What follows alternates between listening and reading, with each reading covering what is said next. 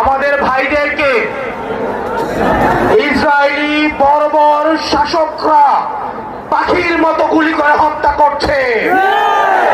ঠিক এই মুহূর্তে আমি যখন আপনার সাথে কথা বলছি, ঠিক এই মুহূর্তে লাইনে দাঁড় করিয়ে আমাদের ফিলিস্তিনি ভাইদেরকে, যাদের হাতে কোনো অস্ত্র নাই, যারা কোনো আগ্রাসন করতে আসে নাই, যারা কোনো দখল করতে আসে নাই, তাদেরকে ইসরায়েলি বর্বর শাসকরা তাদেরকে পাখির মতো গুলি করে লাইনে দাঁড় করিয়ে হত্যা করছে। প্রিয় কিশোরগঞ্জবাসী, এই ইসরায়েলি বর্বর